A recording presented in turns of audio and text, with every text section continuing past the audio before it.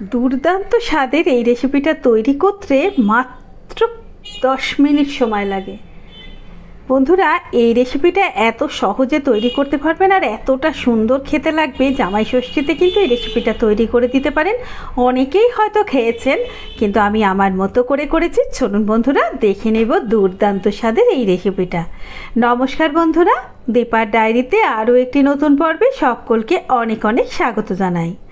বন্ধুরা, আজকের এই রেসিপিটা তৈরি করার জন্য খুব বেশি উপকরণ লাগবে না। ঘরে থাকা কয়েকটি উপকরণ দিয়ে খুব সহজ পদ্ধতিতে আমি এটা তৈরি করে নেব। আর এইভাবে যদি আপনারা তৈরি করেন, দেখবেন আপনাদের খেতেও ভালো লাগছে, আর যাকে খাবেন সে তো আর একবার খেতে চাইবে। তাহলে দেরি না করে আজকে রেসিপি তৈরি করে নেব।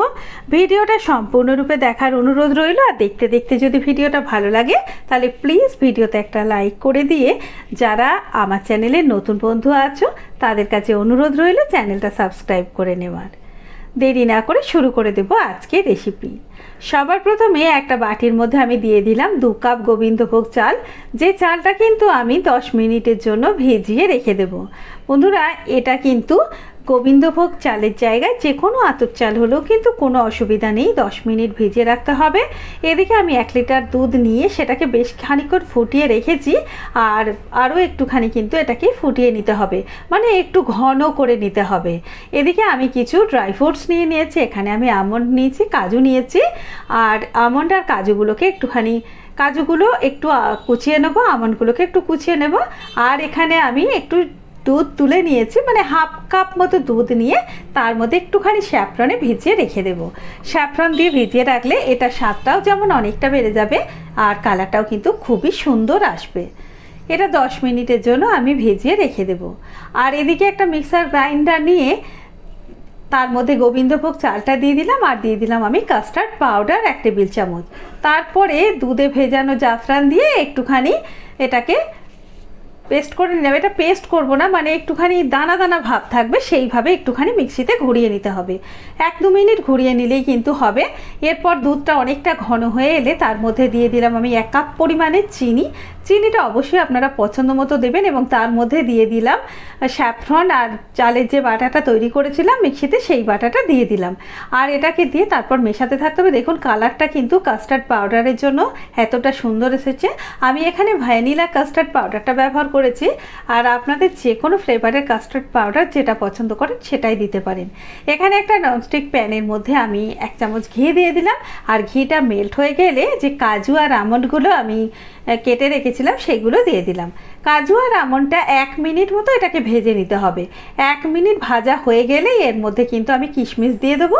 কিশমিশটা দেওয়ার পরে আরও 30-40 সেকেন্ড ভাজলেই হবে, কারণ কিশমিশ দেওয়ার পরে কিন্তু বেশিক্ষণ ভাজলে এটা একেবারেই পুড়ে যেতে পারে।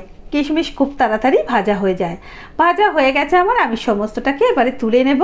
তুলে নিয়ে ওই যে বাকি যে ঘিটা থাকবে তার মধ্যে আমি কিন্তু 1 কাপ পরিমাণে দিয়ে দেব আমি রোস্টেড সেমাই। বন্ধুরা, এই সেমাইটা কিন্তু রোস্ট করা, তাও আমি এখানে আরও একবার ভেজে নেব।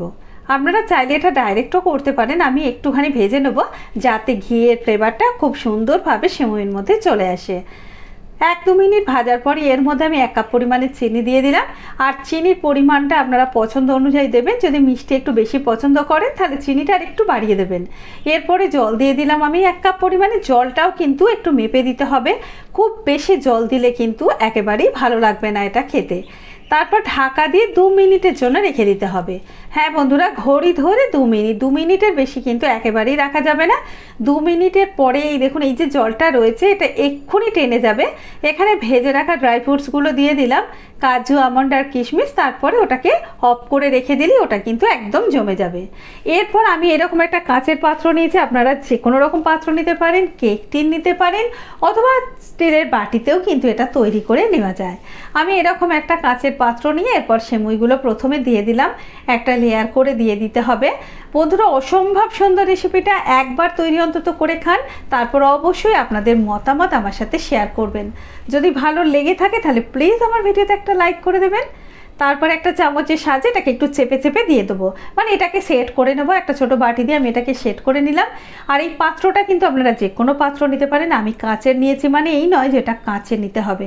এরপর এটা যেহেতু ঠান্ডা হয়ে গেছে, যে ক্ষীরটা তৈরি করেছিলাম সেটা ঠান্ডা হয়ে গেছে বলে আরও কতটা জমে গেছে সেটা আপনারা দেখতে পাচ্ছেন। সিমুইয়ের লেয়ারের উপরে এটা ক্ষীরের একটা লেয়ার দিয়ে দেবো আমি। এটা আপনি যতগুলো খুশি লেয়ার করতে পারেন, আমি এখানে 2টো লেয়ারে করেছি। আমি এখানে আবার একটুখানি সিমুই দিয়ে দেবো।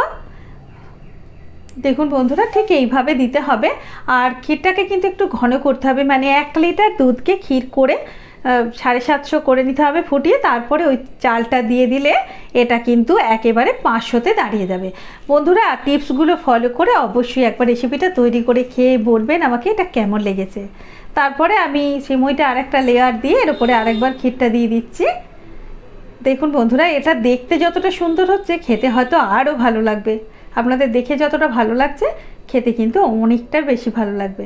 দেখুন এইভাবে এটাকে কিন্তু আমি দিয়ে নিলাম। এরপরে দেওয়া হয়ে গেলে এর ওপরে কিছু পেস্তা বাদাম কি কাজু, যে আপনার পছন্দের ড্রাই ফ্রুটস আপনি দিয়ে দিতে পারেন। কিছুটা সেমাই দিয়ে দিলাম, আমি ড্রাই রোস্ট করা সেমাই দিয়ে দিলাম, একটু স্যাফরন দিয়ে দেবো, ব্যাস। তারপর এটাকে ফ্রিজে রেখে দিতে হবে 2 ঘন্টার জন্য। চাইলে আপনি আরও বেশিক্ষণ রাখতে পারেন, তবে মিনিমাম এটাকে 2 ঘন্টার জন্য রেখে দিতে হবে। দেখুন বন্ধুরা, এটাকে ফ্রিজে একটু ঢাকা দিয়ে রাখতে পারেন, অথবা কোনো একটা অ্যালুমিনিয়াম ফয়েল পেপার অথবা বাটার পেপার ঢাকা দিয়েও কিন্তু আপনি রাখতে পারেন। আমি এখানে এটা যেহেতু কভার আছে এই কৌটোটার, তাই কভার করে রেখে দিলাম।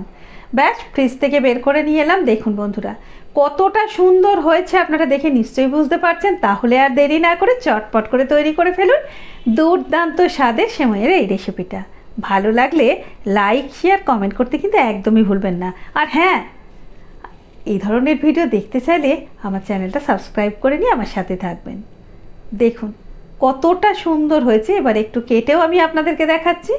দেখুন, যে কোনো কিছু দিয়ে, খুন্তি দিয়ে হোক বা চামচ দিয়ে হোক, কেটে কেটে যদি এটা খান, ঠান্ডা ঠান্ডা অপূর্ব লাগবে এই গরমে।